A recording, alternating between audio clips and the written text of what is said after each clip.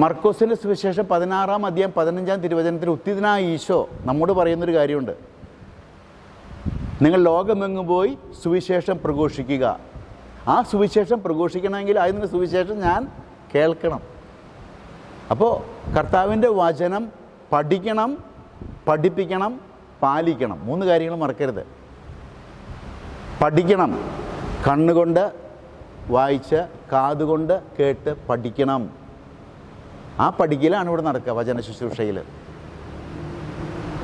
പിന്നെ പഠിപ്പിക്കണം, എൻ്റെ അധരങ്ങൾ കൊണ്ട് പഠിപ്പിക്കണം. അതുപോലെ എൻ്റെ ജീവിത സാക്ഷ്യം വഴിയായിട്ട് ഞാൻ പഠിപ്പിക്കണം. ഈ വചനം കേൾക്കുന്നതിനെന്നറിയാവോ? ഇവിടെ കേട്ടിട്ട് പിന്നെ കാതടച്ച് പോകാനല്ല.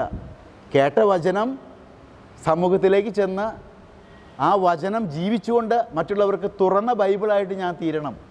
ബൈബിൾ വായിക്കാതെ തന്നെ ആൾക്കാർക്ക് ബൈബിൾ വായിക്കാൻ അവസരം സൃഷ്ടിക്കാൻ വേണ്ടിയിട്ടാണ് ഈ വചനം കേൾക്കുന്നത്. ഞാനിത് കേട്ടിട്ട് പോയിട്ട് അത് റോൾ പ്ലേ നടത്തുകയാണ് എൻ്റെ ജീവിതത്തിൽ. അപ്പോൾ ആൾക്കാർ നോക്കുമ്പോൾ ഇതിങ്ങനെയാണ് ഈശോ പറഞ്ഞിരിക്കുന്നത് അല്ലേ?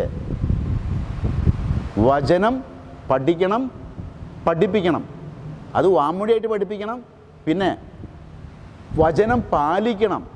പാദങ്ങൾ കൊണ്ട് കർത്താവിൻ്റെ വചനത്തിൻ്റെ മാർഗത്തിലൂടെ നടന്ന് ഞാനത് പാലിക്കണം. പഠിക്കണം, പഠിപ്പിക്കണം, പാലിക്കണം. അതിനാണ് ഞാൻ ഈ വചന ശുശ്രൂഷയിൽ ഞാൻ ഒരുങ്ങുന്നത്.